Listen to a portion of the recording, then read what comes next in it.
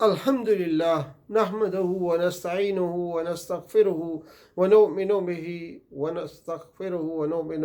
ونتوكل عليه ونعوذ بالله من شرور أنفسنا ومن سيئات أعمالنا من يهده الله فلا مضل له ومن يضلله فلا هادي له ونشهد أن لا إله إلا الله وحده لا شريك له ونشهد أن سيدنا محمدا عبده ورسوله صلى الله تعالى على آله وأصحابه أجمعين أما بعد فأعوذ بالله من الشيطان الرجيم بسم الله الرحمن الرحیم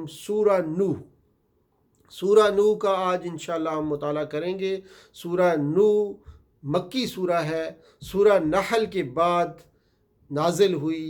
ترتیب تلاوت میں اس کا 71واں نمبر ہے اور نزول میں بھی اس کا 71واں نمبر ہے۔ یہ ایک ایسی صورت ہے، دونوں ترتیب نزول میں بھی 71 نمبر اور ترتیب تلاوت میں بھی 71 نمبر، یہ یاد رکھیے۔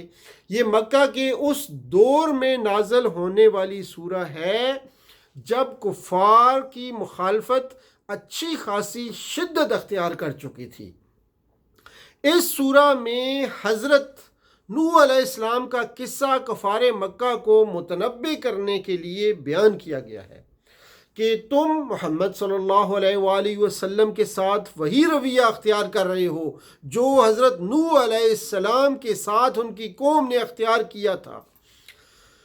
اس رویے سے اگر تم باز نہ آؤ گے تو تمہیں بھی وہی انجام دیکھنا پڑے گا جو ان لوگوں نے دیکھا تھا۔ پہلی آیت میں یہ بتایا گیا کہ حضرت نوح علیہ السلام کو جب اللہ تعالیٰ نے رسالت کے منصب پر مامور فرمایا تو اس وقت کیا خدمت ان کے سپرد کی گئی تھی، یہ پہلی آیت میں بتایا گیا۔ پھر 2 سے 4 آیات جو ہے، 2 سے 4 نمبر آیات، ان میں مختصراً بتایا گیا کہ انہوں نے اپنی دعوت کا آغاز کس طرح سے کیا اور اپنی قوم کے لوگوں کے سامنے کیا بات پیش کی۔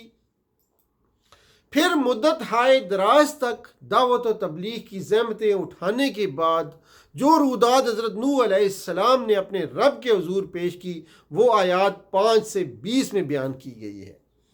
اس کے بعد حضرت نوح علیہ السلام کی آخری گزارش 21 تا 24 میں درج کی گئی ہے، جس میں وہ اپنے رب سے عرض کرتے ہیں کہ یہ قوم میری بات قطعی طور پر رد کر چکی ہے۔ آخری آیات میں حضرت نوح علیہ السلام کی وہ دعا درج کی گئی ہے جو انہوں نے عین نزول عذاب کے وقت اپنے رب سے مانگی تھی۔ تو فرمایا اعوذ باللہ من الشیطان الرجیم بسم اللہ الرحمن الرحیم انا ارسلنا نوحا الى قومه ان انذر قومك من قبل ان ياتيهم عذاب عليم قال يا قوم اني لكم نذير مبين ان اعبدوا الله واتقوه وأطيعون صدق اللہ العظیم۔